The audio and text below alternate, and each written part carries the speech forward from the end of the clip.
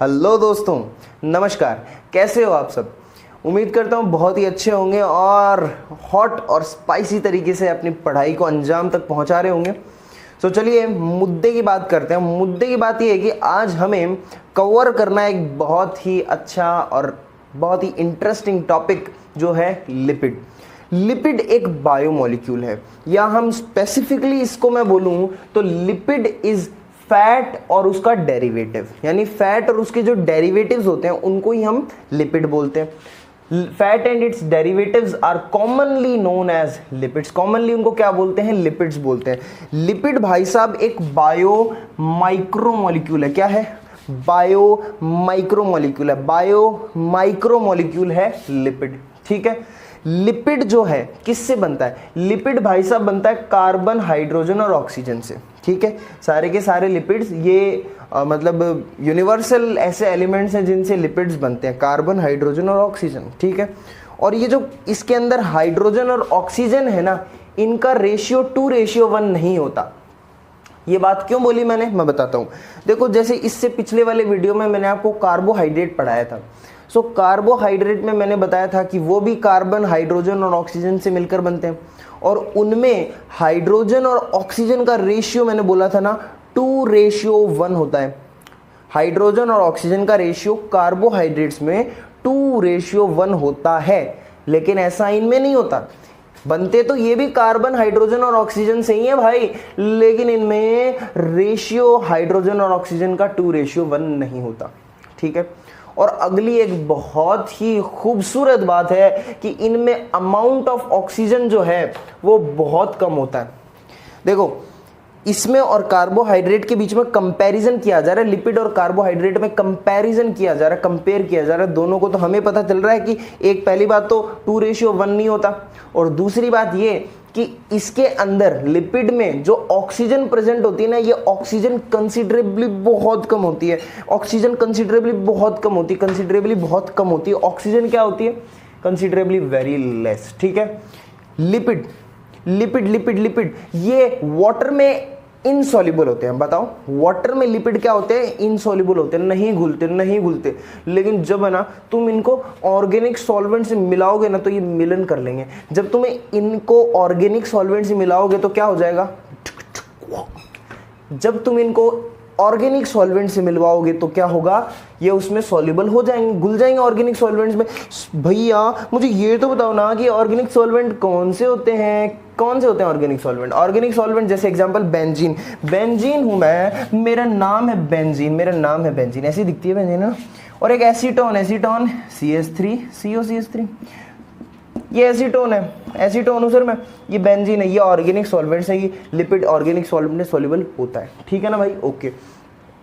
Lipid occur in protoplasm as minute globules. Minute मतलब ऐसे छोटे छोटे छोटे छोटे छोटे छोटे छोटे छोटे छोटे छोटे छोटे छोटे, बस बस बस बस बस बस।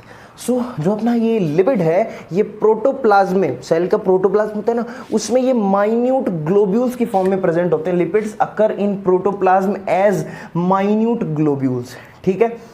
Do not form polymer. बड़ी ही खूबसूरत और अच्छी बात, बड़ी हॉट बात है ये कि जो लिपिड्स होते हैं ये पॉलीमर फॉर्म नहीं करते। ठीक है। लिपिड्स पॉलीमर फॉर्म नहीं करते। जैसे ये लिपिड बायो माइक्रोमोलिक्यूल्स है ना, तुम्हें कुछ और बायो माइक्रोमोलिक्यूल्स के नाम याद है क्या? जैसे अमाइनो एसिड, न्यूक्लियोटाइड्स, है ना, ये पॉलीमराइजेशन करते हैं, ये पॉलीमर्स बनाते हैं। जैसे अमाइनो एसिड क्या बनाता है? प्रोटीन बनाता है। जैसे न्यूक्लियोटाइड क्या बनाता है? न्यूक्लिक एसिड्स बनाता है। उसी टाइप से लिपिड क्या बनाता है? कुछ नहीं बनाता। तो lipid do not form polymer, कुछ नहीं बनाते लिपिड, है ना। अगला point, lipid provide more than double energy as compare to carbohydrate. जब दोनों के बीच में लड़ाई कराई जाए ना, ये कार्बोहाइड्रेट है, ये लिपिड है, जब दोनों में लड़ाई कराई जाए तो पता है कौन जीतता है? पता है कौन जीतता है?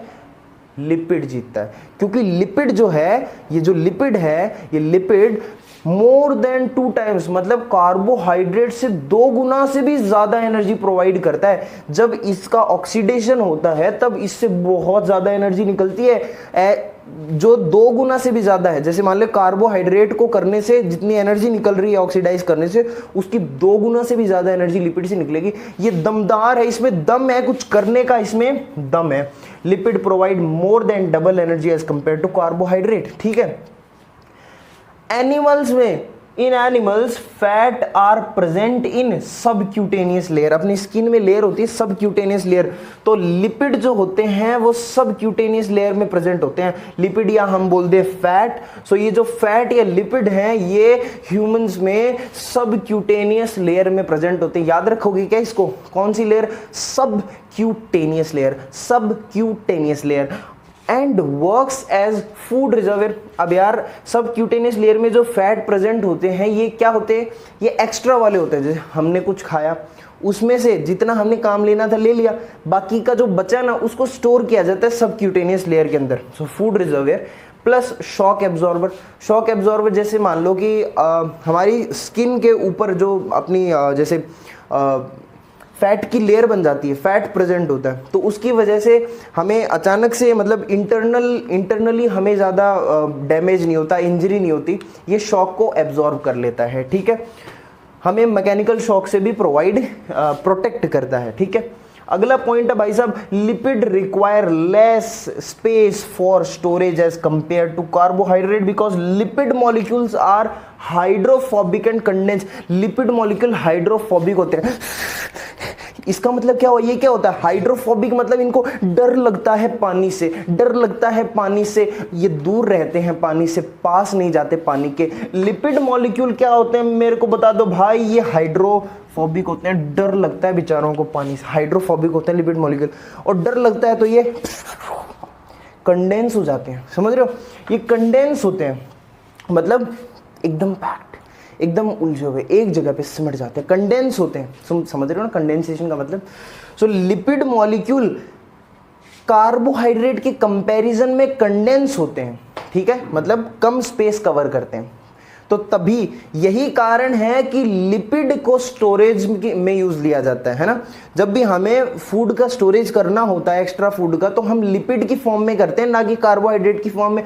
कार्बोहाइड्रेट की फॉर्म में क्यों नहीं किया जाता, क्योंकि कार्बोहाइड्रेट ज्यादा जगह कवर करते हैं, चौड़े होते हैं, एकदम ऐसे रहते हैं, और लिपिड ऐसे रहते हैं, तो इसीलिए लिपिड का स्टोरेज किया जाता है, ना कि कार्बोहाइड्रेट का। ये हो गया अपना एक इंपॉर्टेंट क्वेश्चन और एक बहुत ही जरूरी बात का रीजन। मेरे भाई देख जरा अगला last point, animals store maximum amount of food in form of lipid. यही बात तो बोली मैंने कि एनिमल्स मैक्सिमम अमाउंट ऑफ जिनका फूड है वो लिपिड की फॉर्म में स्टोर करते हैं। ओके, अगली बात, ऑन द बेसिस, ये क्या है, ये OTBO मतलब ऑन द बेसिस ऑफ। मैं जब भी ये लिखूं तो आप क्या समझेंगे, on the basis of melting point, यानी भाई मेल्टिंग पॉइंट के बेसिस पर लिपिड को 2 पार्ट्स में इधर और इधर डिवाइड कर दिया जाता है, 2 पार्ट्स में बांट दिया जाता है, बंटवारा कर दिया जाता है, एक तो फैट एक oil. Lipid on the basis of melting point 2 type के होते हैं, एक तो फैट है एक ऑयल है। जो फैट होते हैं ना, फैट, उनका मेल्टिंग पॉइंट ज़्यादा होता है, फैट का मेल्टिंग पॉइंट ज़्यादा होता है, और ऑयल का मेल्टिंग पॉइंट कम होता है। फैट का ज़्यादा ऑयल का कम, फैट का ज़्यादा ऑयल का कम। तो ऑयल का मेल्टिंग पॉइंट कम होता है तो ये जनरली लिक्विड फॉर्म में पाए जाते हैं, ठीक है, ये सॉलिड फॉर्म में पाए जाते हैं। तो मैं समझ में आ रहा है। एक बात और बच गई, तो ऊपर कोपचे में लिखी हुई है, लिपिड का तुम जब भी ऑक्सीडेशन करते हो, लिपिड का जब तुम ऑक्सीडेशन करते हो एनर्जी प्राप्त करने के लिए, तब उस दौरान तुम्हें वाटर बहुत ही हाई अमाउंट में मिलता है। Water is high in amount as compare to carbohydrate, यानी कार्बोहाइड्रेट के ऑक्सीडेशन से जितना तुम्हें पानी मिलता है, मतलब पानी तो एक बाई प्रोडक्ट होता है ना, तो जब ऑक्सीडेशन होता है पानी बाई प्रोडक्ट निकलता है, तो बाई प्रोडक्ट का अमाउंट, उस पानी का अमाउंट कार्बोहाइड्रेट के ऑक्सीडेशन के दौरान कम होता है, लिपिड के ऑक्सीडेशन के दौरान ज्यादा होता है। मेरी बात समझ में आई कि नहीं आई, बोलो यस और नो। ओके, जैसे इंसानों के टाइप्स होते हैं वैसे लिपिड्स के भी टाइप होते हैं, एक सिंगल और कुछ मिल जाए तो मिंगल। तो वैसे ही सिंगल यानी simple lipids, so simple lipids या फिर जिनको हम न्यूट्रल लिपिड्स भी बोलते हैं, तो सिंपल न्यूट्रल लिपिड्स क्या होते हैं? These are ester of long chain fatty acid and alcohol. Definition का मतलब आपको धीरे धीरे से समझ में आएगा, तो जरा वेट करो, आराम से देखो। सो ये क्या होते हैं? एस्टर होते हैं फैटी एसिड और अल्कोहल के। देखो आराम से समझाता हूं। इनमें जो अल्कोहल होती हैं, सबसे पहले तो ये आपको ये याद करना पड़ेगा कि मेजॉरिटी ऑफ सिंपल लिपिड में जो अल्कोहल होती है वो ग्लिसरॉल होती है। वो कौन सी होती है? ग्लिसरॉल होती है। ग्लिसरॉल को हम ट्राई हाइड्रोक्सी शुगर अल्कोहल भी बोलते हैं। क्या बोलते हैं? ट्राई हाइड्रोक्सी शुगर अल्कोहल या ग्लिसरॉल। समझ में आई ना बात? अरे भाई ग्लिसरॉल जो है, इसको और भी अच्छे से बोले तो ट्राई हाइड्रोक्सी प्रोपेन। और इसकी स्ट्रक्चर ही बना दूं तो बल्ले बल्ले, शाबाश शाबाश। देखो स्ट्रक्चर देखो, ट्राई हाइड्रोक्सी यानी 3 तो हाइड्रोक्सी ग्रुप, OH ग्रुप, और प्रोपेन यानी 3 कार्बन, तो ट्राई हाइड्रोक्सी प्रोपेन है, ये ग्लिसरॉल है, ये ट्राई हाइड्रोक्सी प्रोपेन है, ये ग्लिसरॉल है। ये वो अल्कोहल है जो मेजॉरिटी ऑफ सिंपल लिपिड में प्रेजेंट होती है।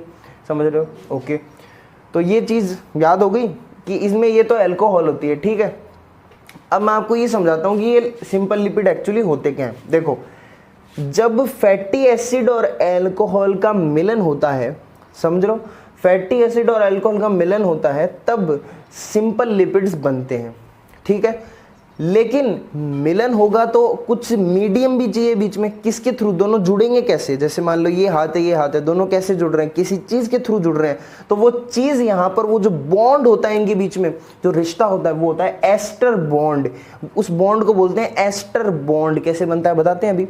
वो होता है एस्टर बॉन्ड। तो इसीलिए तो इनको बोलते हैं कि these are ester of long chain fatty acid, fatty acid long chain and alcohol.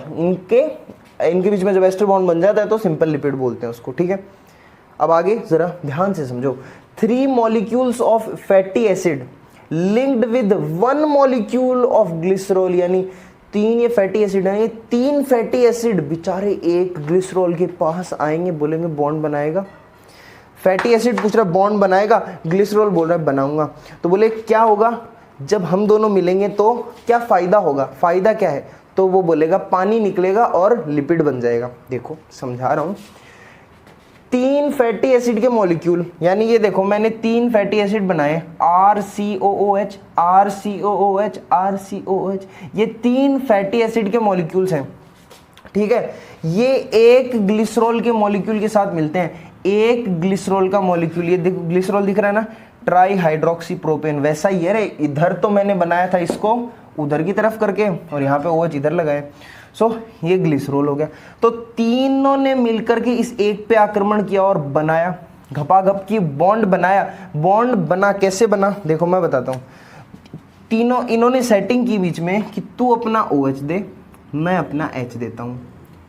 तो ये क्या हुआ? H2O, तो एक H2O निकला बाहर, निकल गया, H2O निकला बाहर। ऐसे ही यहाँ भी एक सेटिंग हुई, यहाँ भी एक सेटिंग हुई, 3 सेटिंग हो गई। हद हो रही है। तो ये सेटिंग होने से पता है क्या होता है? बॉन्ड बन जाता है, रिश्ता बन जाता है सेटिंग होने से।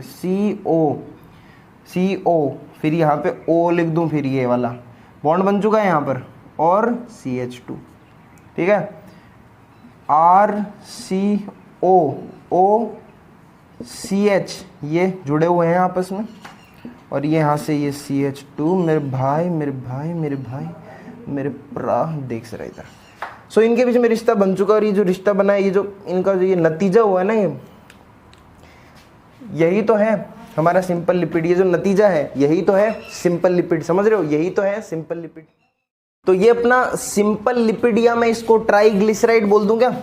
मैं लिख ही देता हूं, ये है अपना सिंपल लिपिड भाई साहब, या फिर इसको प्यार से कई लोग ट्राइग्लिसराइड भी बोलते हैं। समझ रहे हो? कौन सी राइड? ट्राइग्लिसराइड भी बोलते हैं ये लोग इसको प्यार से।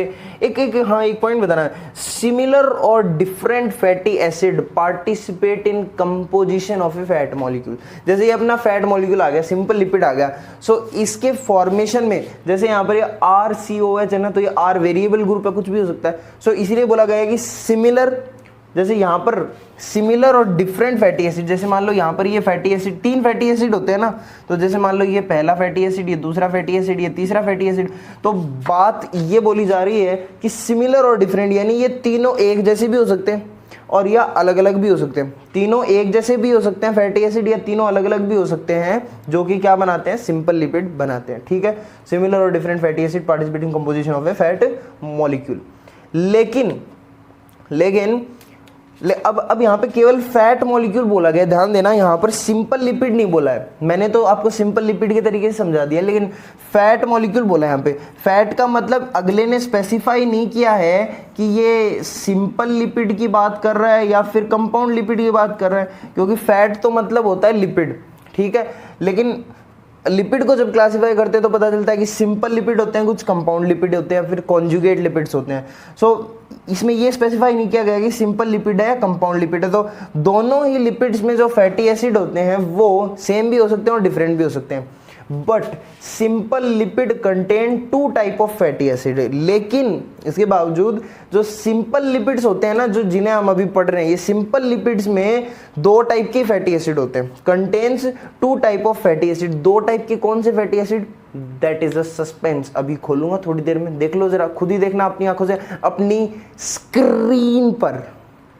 भाई सस्पेंस को तो खोलते हैं और थोड़ा सा बोलते हैं कि जो सिंपल लिपिड है हमारे पास वो कौन कौन से फैटी एसिड से मिलकर बनता है। 2 टाइप के बताए थे ना मैंने, तो वो देखो तुम्हारे सामने स्क्रीन पे लिखे हुए ना, देखो सबसे पहले है अनसैचुरेटेड और एक सैचुरेटेड, सॉरी अनसैचुरेटेड सैचुरेटेड। तो अनसैचुरेटेड और सैचुरेटेड ये दोनों फैटी एसिड से मिलकर सिंपल फैट जो है अपने बनते हैं, या फिर तो ये होंगे या फिर ये होंगे। तो देखो सबसे पहले सैचुरेटेड फैटी एसिड कौन कौन से होते हैं, तुमने पता होगा। सैचुरेटेड कंपाउंड्स कौन से होते हैं, जिनके अंदर कार्बन कार्बन के बीच में सिंगल बॉन्ड प्रेजेंट हो, डबल ना हो, ट्रिपल ना हो, केवल अकेला हो, केवल सिंगल बॉन्ड प्रेजेंट हो, तो वो क्या है, वो सैचुरेटेड फैटी एसिड है। Only carbon carbon single bond present है, ठीक है। Also known as non essential fatty acid, इनको हम नॉन एसेंशियल फैटी एसिड भी बोलते हैं प्यार से। क्यों बोलते हैं, क्यों बोलते हैं, क्यों बोलते हैं, इसका कारण सुनो, इसका कारण सुनो। Because they can be synthesized in animal body. Animal body में ये सिंथेसाइज होते हैं, कौन, सैचुरेटेड फैटी एसिड, कौन, नॉन एसेंशियल फैटी एसिड। ये एनिमल बॉडी में सिंथेसाइज हो जाते हैं, इसीलिए इनको हमें बाहर से लेने की जरूरत नहीं पड़ती। और भाई साहब बाहर से लेने की जरूरत नहीं पड़ती तो ये क्या है, नॉन एसेंशियल। अरे बाहर से लेने जरूरी नहीं है ना, जरूरी नहीं है मतलब non essential. So they are non essential fatty acid because they can be synthesized in animal body, so it is not essential to take with food, ठीक है। अगला पॉइंट इधर देख लेते हैं थोड़ा सा, इसको हम भूल रहे हैं। अनसैचुरेटेड यानी जिसके अंदर कार्बन कार्बन एटम्स के बीच में डबल या फिर ट्रिपल बॉन्ड प्रेजेंट हो, डबल बॉन्ड हो या ट्रिपल बॉन्ड प्रेजेंट हो तो उसको क्या बोल देते हैं हम, अनसैचुरेटेड। तो अनसैचुरेटेड फैटी एसिड क्या होते हैं, double bond also present with single bond between carbon carbon atoms. Generally unsaturated fatty acid में डबल बॉन्ड प्रेजेंट होते हैं सिंगल बॉन्ड के साथ भी। मतलब ऐसा नहीं है कि पूरा कोई भी अनसैचुरेटेड फैटी एसिड है तो उसमें सारे के सारे कार्बन कार्बन के बीच में डबल बॉन्ड ही होंगे, या सारे के सारे ट्रिपल बॉन्ड ही होंगे, या सारे के सारे सिंगल तो होंगे नहीं। तो क्या मैं बोलना क्या चाह रहा हूँ कि अनसैचुरेटेड फैटी एसिड के अंदर डबल बॉन्ड के साथ साथ सिंगल बॉन्ड भी बहुत सारे प्रेजेंट होते हैं, ठीक है। इनको असेंशियल बोलते हैं भाई। इनको नॉन एसेंशियल क्यों बोला था, क्योंकि इनको बाहर से लेने की जरूरत नहीं पड़ी थी, बॉडी में सिंथेसाइज हो रहे थे। तो ये क्या है, ये बॉडी में सिंथेसाइज नहीं होंगे, इनको बाहर से लेने की जरूरत है, और जरूरत है तो ये असेंशियल है, समझ में आया। Lipid with more amount of unsaturated fatty acid are mostly present in liquid form at room temperature। मतलब ऐसे लिपिड जिनके अंदर अनसैचुरेटेड फैटी एसिड ज्यादा अमाउंट में होते हैं ना, ज्यादा अमाउंट में होते हैं, वो वाले लिपिड्स लिक्विड फॉर्म में होते हैं रूम टेम्परेचर में, ठीक है। क्या बोला मैंने, मतलब ऐसे लिपिड जो जिनके अंदर अनसैचुरेटेड फैटी एसिड ज्यादा अमाउंट में प्रेजेंट होते हैं वो रूम टेम्परेचर पर लिक्विड फॉर्म में प्रेजेंट होते हैं। और ये वाले ये इनके लिए भी ऐसा सिमिलर पॉइंट आता है कि lipid with more amount of saturated fatty acid are mostly present in solid, बड़ी सॉलिड मस्ती चाहिए, yellow solid form at normal temperature, समझ रहे हो।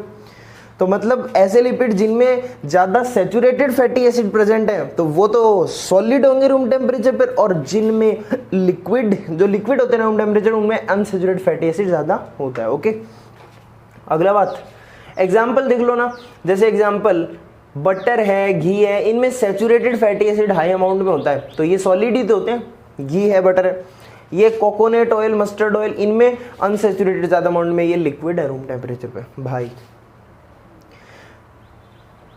मेटाबॉलिकली वेरी लेस रिएक्टिव, जो सैचुरेटेड फैटी एसिड है मेरे भाई, वो मेटाबॉलिकली बहुत ही कम रिएक्टिव होते हैं, मेटाबॉलिकली वेरी लेस रिएक्टिव होते हैं, यानी कम रिएक्शन करते हैं, नल्ले पड़े रहते हैं, कोई काम धाम नहीं करते, कम रिएक्शनें करते हैं। तो इसीलिए इनका क्या नेचर होता है, इनका स्टोरेज करने का नेचर होता है। इसका मतलब कि भैया यार कोई काम धंधा नहीं है ना, तो चुपचाप घर पे बैठ जा, परेशान मत कर, तो ये चुपचाप बैठे रहते हैं, स्टोर हो जाते हैं बॉडी में। क्या होते हैं? स्टोर हो जाते हैं बॉडी में, ठीक है। अब यार बॉडी में स्टोर हो जाएंगे तो वजन बढ़ाएंगे, बॉडी में स्टोर हो जाएंगे तो हमारा वजन बढ़ाएंगे। ओके, लेस रिएक्टिव, तो ये स्टोर होते रहते हैं तो हमारा वजन बढ़ाते हैं, यानी ओबिसिटी होती है। Some amount of saturated fatty acid convert into cholesterol in liver. Liver के अंदर कुछ सैचुरेटेड फैटी एसिड कोलेस्ट्रॉल में कन्वर्ट हो जाते हैं। लीवर में कुछ फैटी एसिड कोलेस्ट्रॉल में कन्वर्ट हो जाते हैं, और वो कोलेस्ट्रॉल क्या करता है? ये कोलेस्ट्रॉल बहुत ही घाटे की चीज़ है, ये खतरे की घंटी है। ये क्या करेगा? घंटा बजा दे सबका। कोलेस्ट्रॉल का क्या काम होता है कि ये काम क्या होता है, बस ये करता है ऐसा कि कोलेस्ट्रॉल डिपॉजिट हो जाता है inner wall of blood vessels में। ब्लड वेसल्स में डिपॉजिट हो जाता है ये इनर वॉल में। अब ब्लड वेसल में डिपॉजिट हो जाएगा तो जो ब्लड का सर्कुलेशन होगा ना, उसमें ये रोक और थाम करेगा, और रोकथाम करेगा ब्लड के सर्कुलेशन में। तो इसकी वजह से क्या हो सकता है?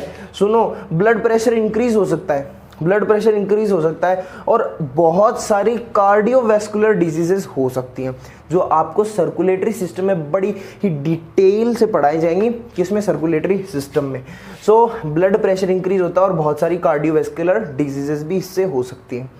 आगे की बात, इधर देखो, जैसे ये लेस रिएक्टिव होता है और इसका स्टोरेज नेचर होता है, और ये चीज़ें कॉज करता है, वैसे ही सिमिलर पॉइंट अनसैचुरेटेड के लिए ये है कि ये कोई भी हार्मफुल इफेक्ट कॉज नहीं करते।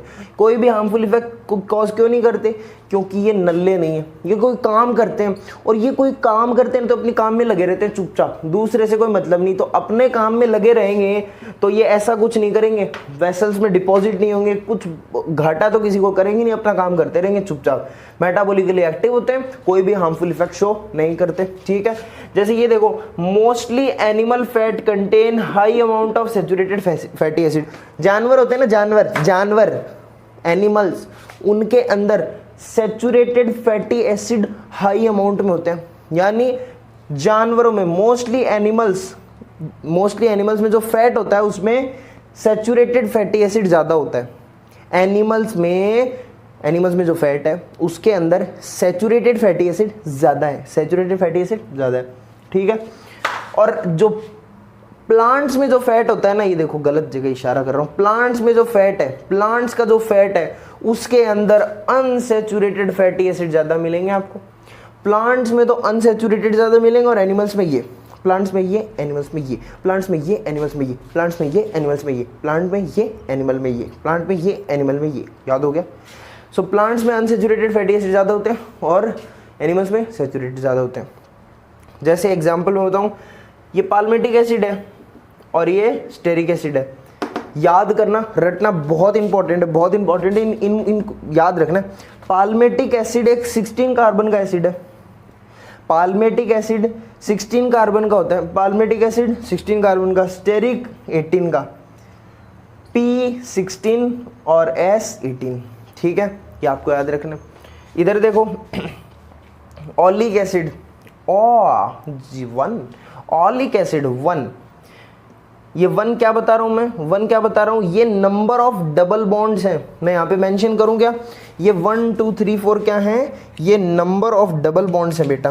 ये 1 2 3 4 ये क्या है? Number of carbon carbon double bond, carbon carbon double bond का नंबर है तो ओलिक एसिड के अंदर 1 है, लिनोलिक एसिड के अंदर 2 है, और लिनोलिक एसिड के अंदर 3 भी हो सकते हैं, किसी केस में 3 भी हो सकते हैं कार्बन कार्बन डबल बॉन्ड। और एरेक्डोनिक एसिड के अंदर 4 carbon carbon double bond present होते हैं। ठीक है, तो भाई साहब यहाँ पर एक डबल बॉन्ड प्रेजेंट है तो इसको बोला मूफा। मूफा का मतलब क्या है? Mono unsaturated fatty acid. और इनके अंदर एक से ज्यादा double bond carbon carbon double bond present है तो इनको क्या बोल देते हैं? पूफा। इनको क्या बोल देते हैं? पूफा। पूफा का मतलब poly unsaturated fatty acid, poly unsaturated fatty acid. समझ में आ गया? तो तुम्हें कुल मिलाकर के इस स्लाइड में याद क्या करना पड़ा लास्ट के? ये तो रटने का मामला ये है कि palmitic acid 16 carbon, stearic acid 18 carbon, और इधर oleic acid 1 carbon carbon double bond, linoleic acid 2 3 भी हो सकते हैं, आर्गेडोनिक एसिड 4 हो सकते हैं, और ये तो है पूफा। और मूफा क्या है? केवल एक ओलिक एसिड। ये आपको एमसीक्यू में टिक द करेक्ट आंसर में कहीं भी पूछा जा सकता है कि इसमें कितने कार्बन होते हैं। विच of the following is a 18 carbon molecule, तो आपसे बोल देगा स्टेरिक एसिड ऑप्शन में आंसर आ जाएगा। ठीक है, समझ में आ गया? आ ही गया होगा यार, है ना। एक हमारे पास सिंपल लिपिड और आता है। सिंपल लिपिड ये है वैक्स, सुना होगा ना? वैक्सिंग वो वाली नहीं ना, वैक्सिंग नहीं, वैक्स पढ़ा रहा हूं मैं आपको। सो वैक्स क्या होते हैं actually? Wax are mono esters with only 1 molecule of fatty acid attached to a monohydroxy alcohol. समझ में तो आया नहीं होगा, पहली बार सुन के क्या बोल दिया यार, आराम से बताता हूँ, सुनो। मोनो एस्टर होते हैं मतलब एक एस्टर बॉन्ड प्रेजेंट होता है विद ओनली 1, मोनो एस्टर मतलब एक एस्टर बॉन्ड प्रेजेंट है with only 1 molecule of fatty acid, मतलब फैटी एसिड का एक मॉलिक्यूल है। सिंपल लिपिड में हमने देखा था फैटी एसिड के कितने मॉलिक्यूल लिए थे? 3 लिए थे ना। कितने लिए थे? अरे 3 फैटी एसिड के मॉलिक्यूल थे, एक ग्लिसरॉल का मॉलिक्यूल था, तब उनमें 3 एस्टर बॉन्ड बने थे, तब हमारे पास सिंपल लिपिड आया था, ट्राइग्लिसराइड आया था। लेकिन इनमें क्या है? मोनो एस्टर, एक एस्टर बॉन्ड प्रेजेंट है, एक मॉलिक्यूल है फैटी एसिड का। अब फैटी एसिड का एक मॉलिक्यूल है तो भाई अल्कोहल, और यहां पर साथ में अल्कोहल कौन सी होती है? मोनोहाइड्रोक्सी अल्कोहल, मतलब जिसके अंदर केवल एक OH ग्रुप प्रेजेंट है। और वहां पर हमने कौन सी? ट्राईहाइड्रोक्सी अल्कोहल ली थी, ग्लिसरॉल, जिसमें 3 OH थे, और इसमें कितने OH है? 1 OH है। तो ये फर्क तुम्हें समझ में आ रहा है? वैक्स और सिंपल लिपिड जिसको हम बोल रहे थे उसमें क्या फर्क है? ठीक है, so waxes are monoglyceride with only 1 molecule of fatty acid. Monoglyceride हो गए ना वो, उनको हमने ट्राइग्लिसराइड बोला था, तो ये कैसे होंगे? ये मोनोग्लिसराइड होंगे क्योंकि एक यहाँ पर वहाँ पर 3 एस्टर बॉन्ड बन रहे थे, तब वो ट्राइग्लिसराइड था। ये मोनोग्लिसराइड है with only 1 molecule of fatty acid, एक molecule of fatty acid attached to a long chain monohydroxy alcohol. एक लॉन्ग चेन मोनोहाइड्रोक्सी, एक OH की अल्कोहल, उससे अटैच फैटी एसिड कर दो एक एसिड, तो ये क्या बनेगा? ये वैक्स बनेगा। ये वैक्स बनेगी जिससे वैक्सिंग करते हैं। Waxes are more resistant to hydrolysis as compared to triglyceride. देखो जब हाइड्रोलाइसिस किया जाता है, एक तरफ तो मैंने रख लिया वैक्स को, ये वैक्स है, खतरे का निशान, वैक्सिंग, दर्द होता है ना, तो वैसे वैक्सिंग। तो इधर तो मैंने वैक्स को रख लिया और इधर मैंने रख लिया सिंपल लिपिड को।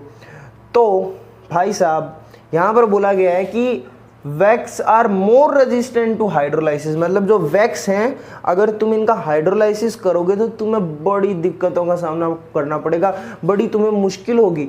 और ये इधर सिंपल लिपिड है, इसका आसानी से, ये ट्राइग्लिसराइड है और ये मोनोग्लिसराइड है। वैक्स मोनोग्लिसराइड होती है ना, तो ये मोनोग्लिसराइड है, ये ट्राइग्लिसराइड है। दोनों में से जब तुम इनका हाइड्रोलाइसिस करने की कोशिश करोगे तो ये जो है ना, ये बोलेगा मैं सर मैं, ये आराम से करेगा हाइड्रोलाइसिस, ये नो, तो ऐसे करके दोनों में फर्क आता है। तो मैंने बोल दिया यहाँ पर कि waxes are more resistant to hydrolysis as compare to triglyceride.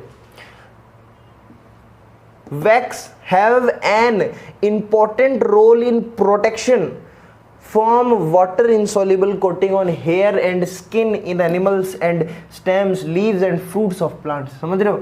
Wax का एक बहुत ही इंपॉर्टेंट फंक्शन क्या है, इसका हाइड्रोलाइसिस आराम से नहीं होता तो ये क्या प्रोबेबली क्या काम कर सकता है, ये प्रोटेक्शन का काम कर सकता है। किसका, जरा इसको रंग लेते हैं, ये प्रोटेक्शन का काम कर सकता है, प्रोटेक्शन का काम कर सकता है। वैक्स का मेन रोल होता है प्रोटेक्शन। प्रोटेक्शन कहाँ पे चाहिए, देखो रे, form water insoluble coating on hair and skin. जो हमारी स्किन होती है ना उसके अंदर उस पे जो हेयर्स प्रेजेंट होते हैं ना, उस पे जो हेयर्स प्रेजेंट होते हैं और जो हमारी जो स्किन है उस पर वाटर इनसॉल्युबल कोटिंग होती है एक, वो किसकी होती है, वो वैक्स की होती है।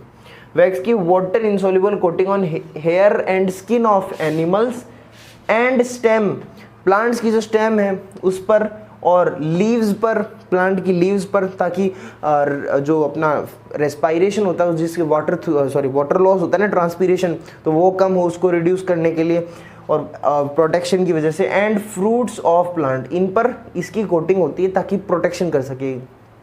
एग्जाम्पल वैक्स के एग्जाम्पल है, एक तो बी वैक्स होती है, एक बी वैक्स जो हम बी से ऑब्टेन करते हैं।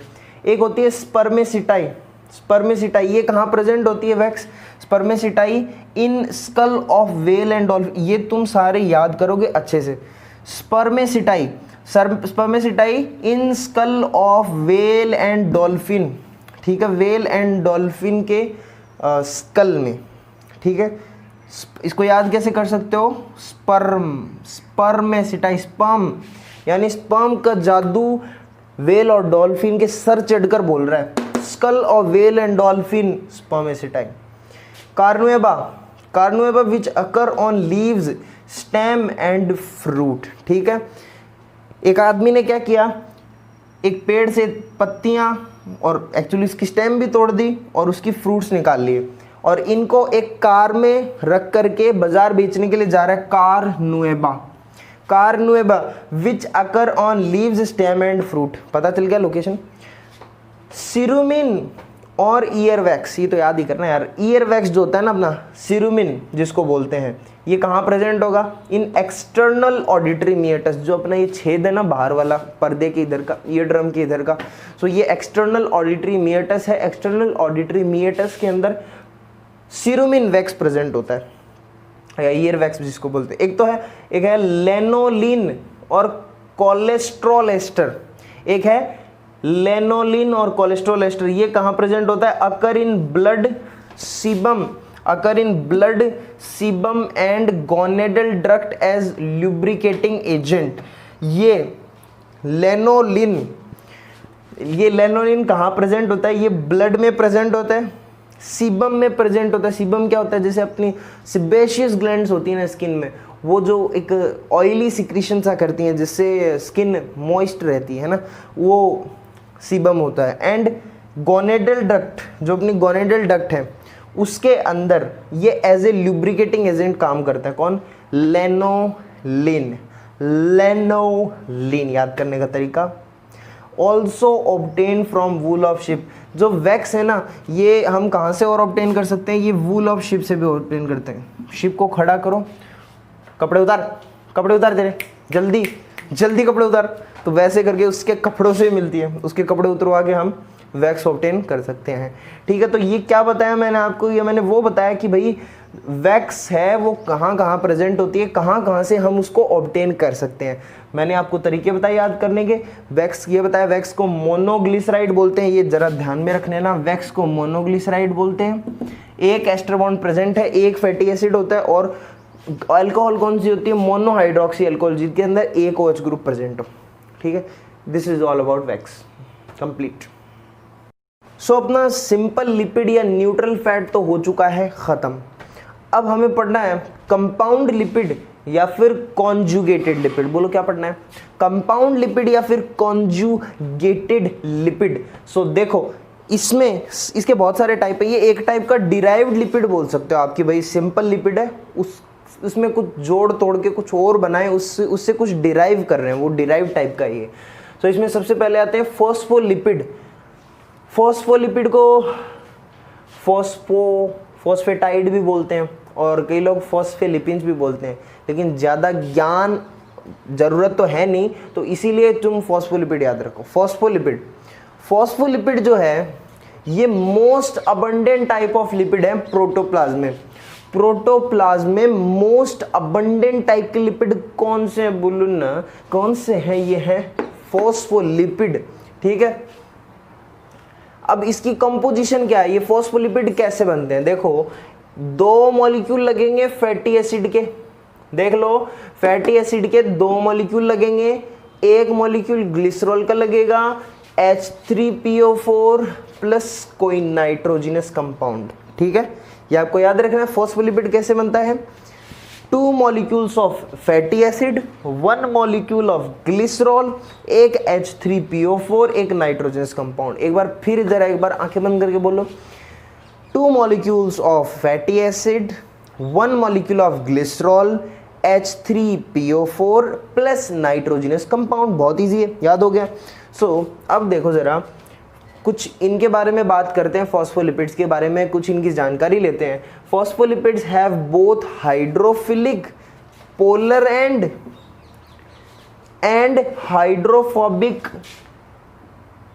Hydrophobic non polar and. समझ रहे हो? जो फॉस्फोलिपिड होते हैं उनमें हाइड्रोफोबिक एंड भी, हाइड्रोफिलिक एंड भी होता है। हाइड्रोफिलिक एंड को अपन पोलर एंड भी बोलते हैं, जिसपे कोई चार्ज हो। हाइड्रोफिलिक जो वाटर से ना डरे, और ना डरे तो उस पर कोई चार्ज होता है। हाइड्रोफिलिक पोलर एंड और एक हाइड्रोफोबिक नॉन पोलर एंड होता है। ठीक है, अब हाइड्रोफिलिक पोलर एंड पे कौन होते हैं? H3PO3 और नाइट्रोजन कंपाउंड। ठीक है, ये मिलकर के हाइड्रोफिलिक एंड बनाते हैं। हाइड्रोफिलिक पोलर एंड कौन बनाते हैं? H3PO4 और नाइट्रोजनस कंपाउंड। जो भी होगा वो हाइड्रोफिलिक नेचर के होंगे, हाइड्रोफिलिक एंड फॉर्म करेंगे इस पूरे लिपिड का। और हाइड्रोफोबिक कौन फॉर्म करेगा? Fatty acid. बताया तो था स्टार्टिंग में कि जो फैटी एसिड होते हैं ना, ये क्या होते हैं? डरपोक होते हैं, पानी से डर जाते हैं। हाइड्रोफोबिक होते हैं, पानी को देखकर इनकी बच जाती है, इनकी लग जाती है। Such molecules are called amphipathic. Amphipathic कौन से मॉलिक्यूल्स को बोलते हैं? जिनमें हाइड्रोफोबिक और हाइड्रोफिलिक दोनों एंड प्रेजेंट हो, जो कपकपाते भी हो और जिनमें दम भी हो। तो हाइड्रो, तो कुल मिलाकर के हम ऐसे बोल सकते हैं ना कि जो कंपाउंड लिपिड है ये हाइड्रोफिलिक भी है और हाइड्रोफोबिक भी, क्योंकि इसका एक एंड हाइड्रोफिलिक है फैटी एसिड वाला, और इसका दूसरा एंड हाइड्रोफोबिक है।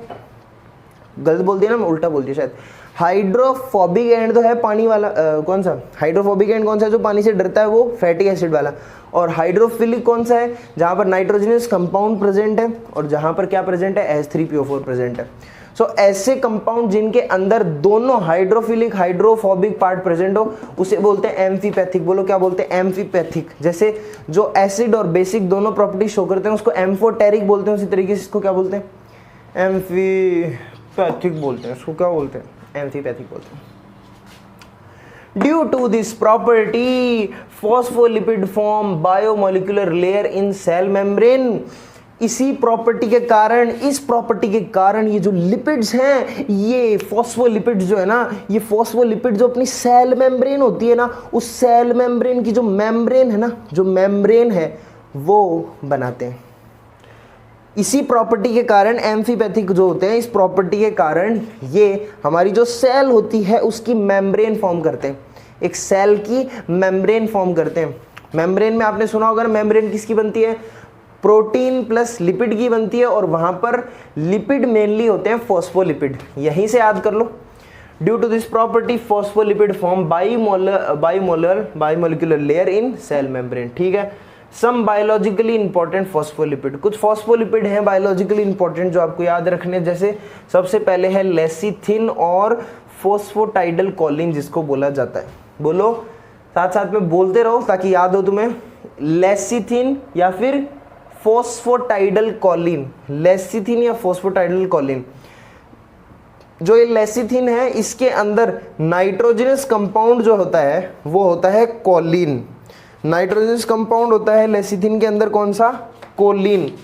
Nitrogenous compound in lecithin is choline. याद रखेंगे बच्चे कि लेसिथिन के अंदर जो नाइट्रोजनस कंपाउंड है वो होता है कोलिन। बाकी ये सारी चीजें हैं, 2 फैटी एसिड के मॉलिक्यूल, एक ग्लिसरॉल, एक H3PO4, और नाइट्रोजन कंपाउंड जो होता है वो कोलिन होता है। तो अगर यहाँ पे कोलिन लिखा हुआ मिले और ये कंपोजिशन मिले तो ये किसकी होगी? ये होगी लेसिथिन की या फोस्फोटाइडल कोलिन की।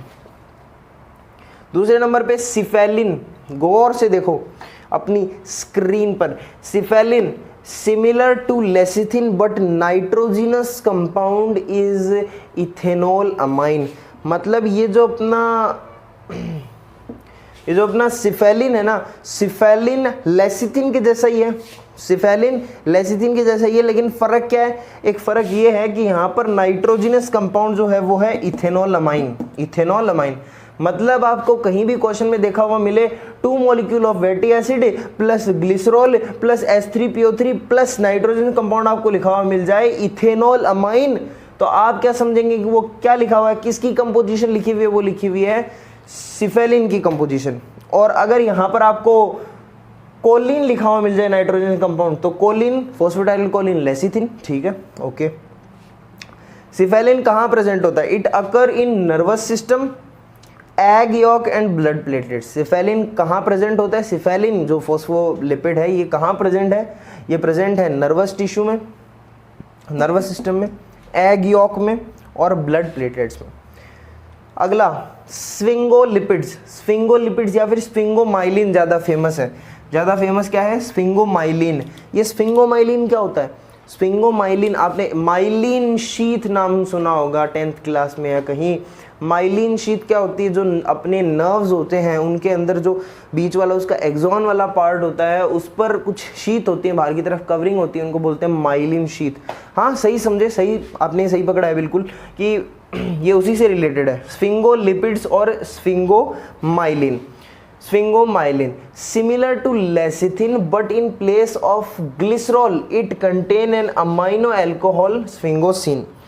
आपने बिल्कुल सही पकड़ा कि ये जो स्फिंगोमाइलिन है, स्फिंगोमाइलिन ये लेसिथिन की जैसी होती है स्ट्रक्चर में बिल्कुल लेसिथिन की जैसी होती है, लेकिन ग्लिसरॉल की जगह पर, यहाँ पर ये अल्कोहल है ना ग्लिसरॉल, लेकिन ग्लिसरॉल की जगह पर स्फिंगोमाइलिन के अंदर एक अलग अमाइनो अल्कोहल होती है। अमाइनो अल्कोहल कौन सी होती है? जिसके अंदर एक अमाइन ग्रुप प्रेजेंट है।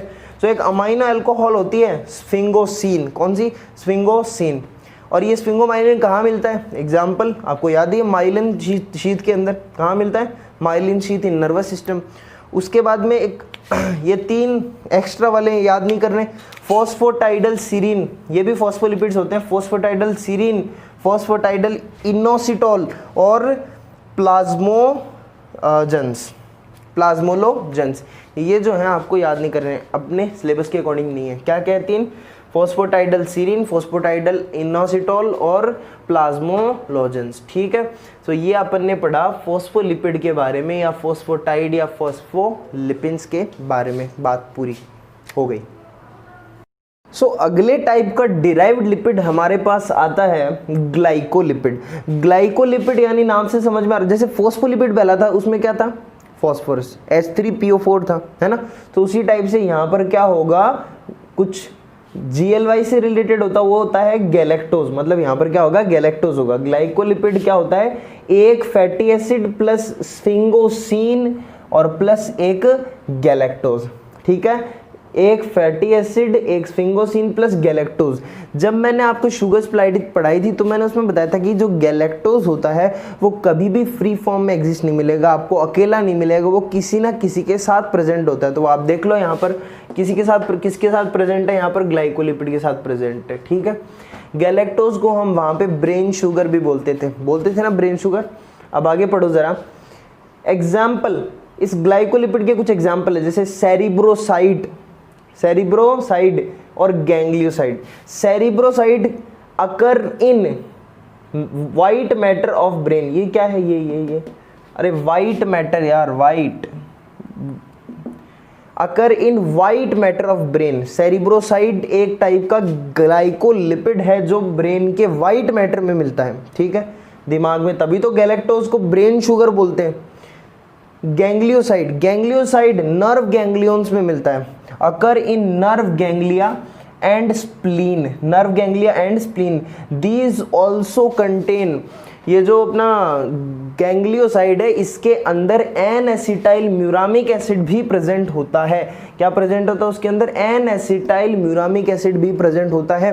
अगर आपको इन टर्म्स में से कुछ समझ में नहीं आ रही है ना, तो वो टर्म्स मैं आपको समझा भी इसलिए नहीं रहा हूँ क्योंकि वो कहीं ना कहीं आपके पूरे सिलेबस में स्कैटर्ड हैं, और कहीं ना कहीं आपको उस टाइम पर जब वो चैप्टर पढ़ाया जाएगा तब आपको वो सारी चीज़ें बताई जाएंगी। सो पहले पढ़ा करके हम इसमें क्या वीडियो की लेंथ इंक्रीज हो जाएगी, जो जिस जगह पे बताना चाहिए वो उस जगह पे बताया जा रहा है आपको। जैसे मान लो यहाँ गैलेक्टोज है तो गैलेक्टोज के बारे में मैंने पहले आपको बता दिया, और पहले मैंने आपको सिर्फ ये बताया था कि गैलेक्टोज किसी के साथ प्रेजेंट होता है। तो अगर मैं उस दौरान आपको बता देता किसके साथ प्रेजेंट होता है कि ये सब सारी चीज़ में रहते तो ये वक्त से पहले हो जाती। अब वक्त आने पे मैंने इनको भी बता दिया किसके साथ प्रेजेंट है, इसको ब्रेन शुगर क्यों बोलते हैं। सो ये बात है, ठीक है। सो ग्लाइकोलिपिड के हमने दो एग्जाम्पल देखे, एक तो सेरिब्रोसाइट, एक गैंग्लियोसाइट। सेरिब्रोसाइट वाइट मैटर में होते हैं, गैंग्लियोसाइट नर्व गैंग्लिया और स्प्लीन में होते हैं, और इनके अंदर एन एसिटाइल म्यूरामिक एसिड भी होता है गैंग्लियोसाइड में, और इसके साथ ही साथ glucose beside other compound, glucose भी प्रेजेंट होता है अदर कंपाउंड के बिसाइड। ओके, उसके बाद में हमारे पास आते हैं डिराइव्ड लिपिड्स। मेरे भाई डिराइव्ड लिपिड्स ये क्या होते हैं? लिपिड्स डिराइव्ड फ्रॉम सिंपल और conjugated lipid.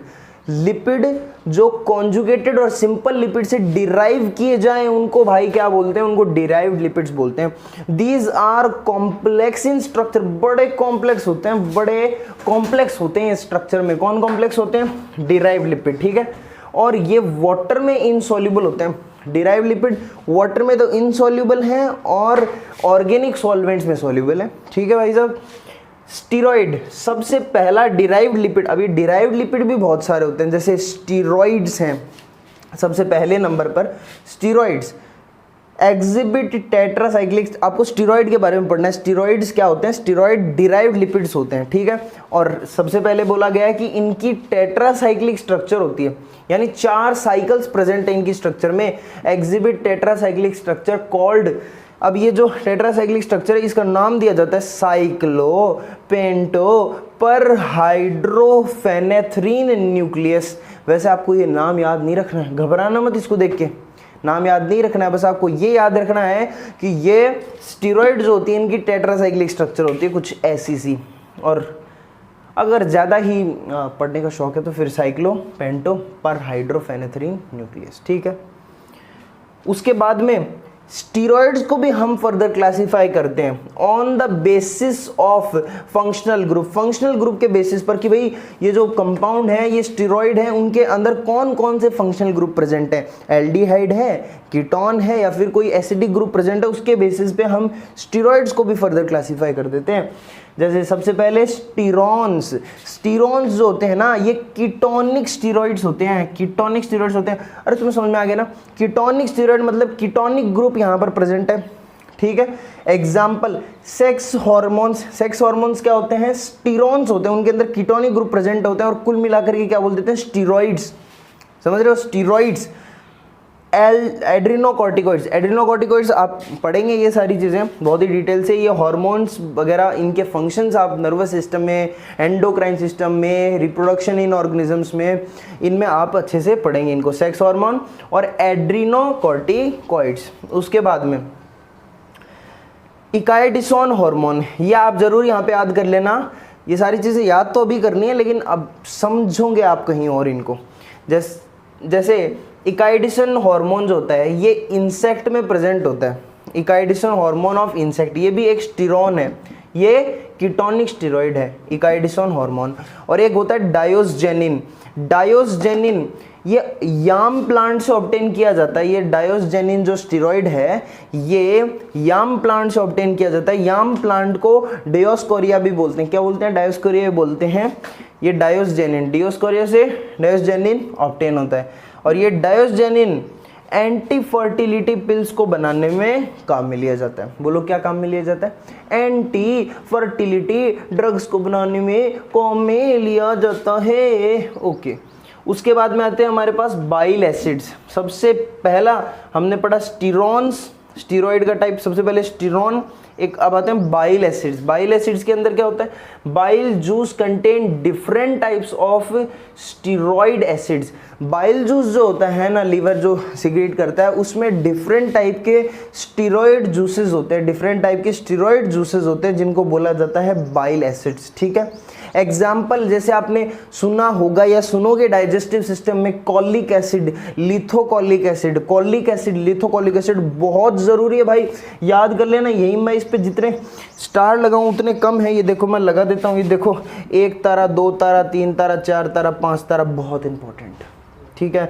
Example colic acid और लिथोकॉलिक एसिड, ये क्या काम करते हैं, इनका फंक्शन है emulsification of fat, help in emulsification of fat. ये बहुत इंपॉर्टेंट फंक्शन है। आपसे पूछ लिया जाएगा which of the following bile acids या फिर steroid are responsible for emulsification of fat, तो आपको क्लिक करना होगा लिथोकॉलिक एसिड और कॉलिक एसिड, क्लिक करना होगा, टिक करना होगा।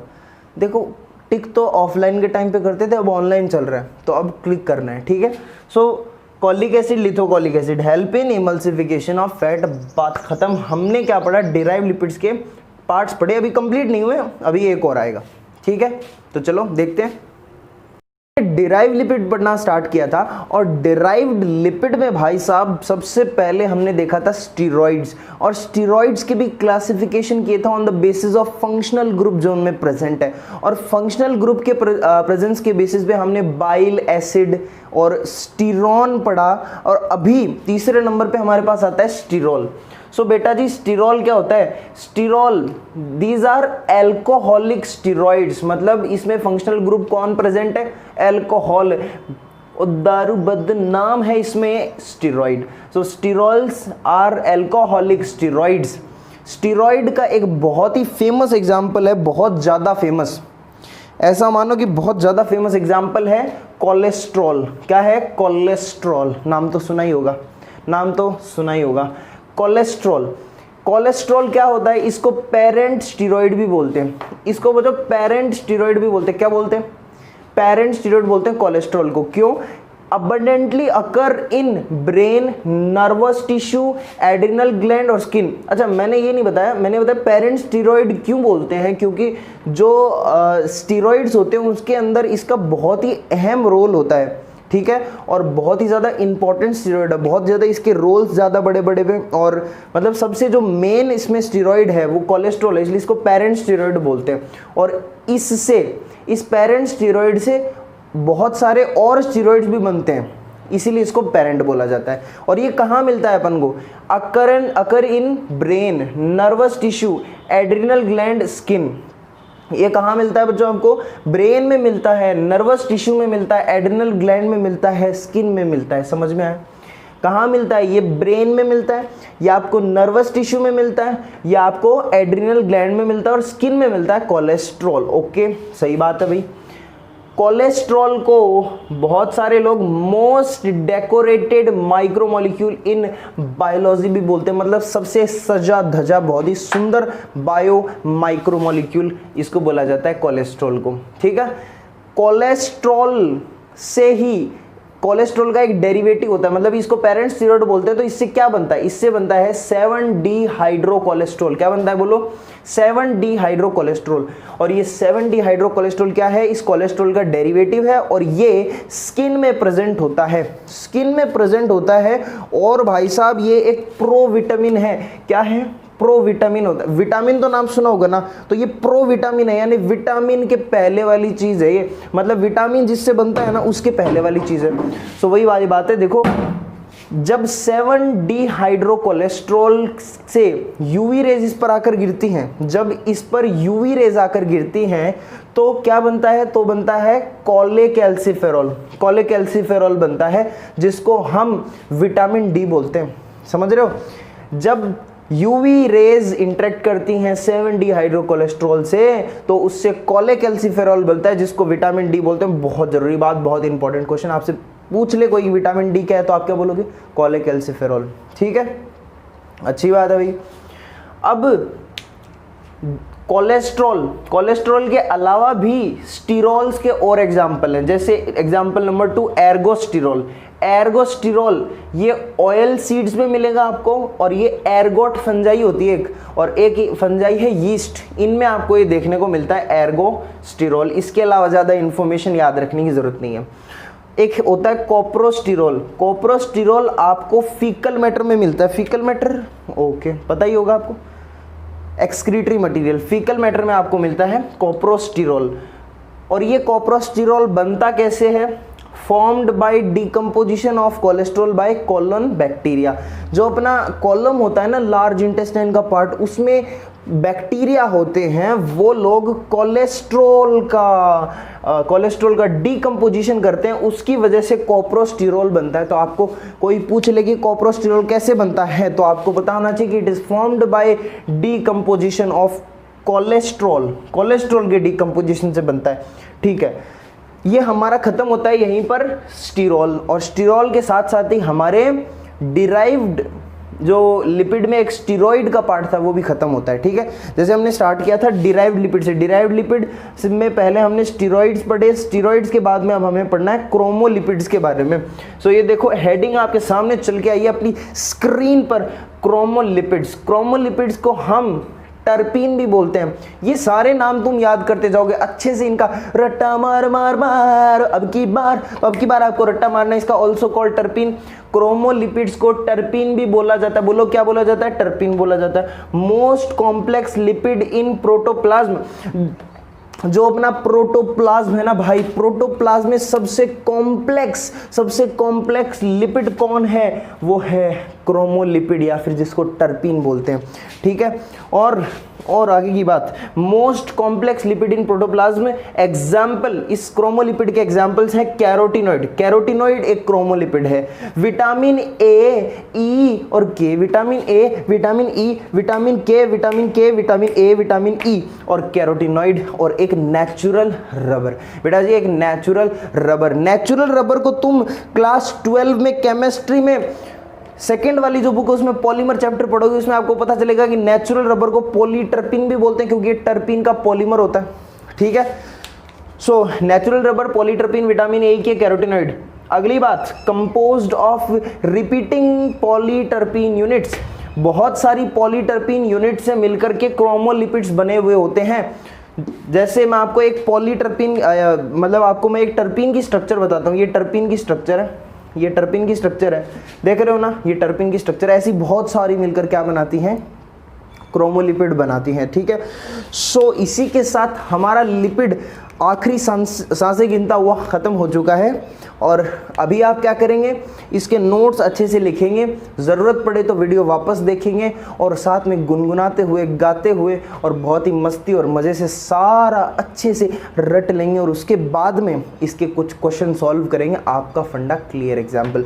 सो थैंक्स फॉर वॉचिंग भाई, टेक केयर, स्वस्थ रहो, मस्त रहो, व्यस्त रहो, एन्जॉय, बाय बाय।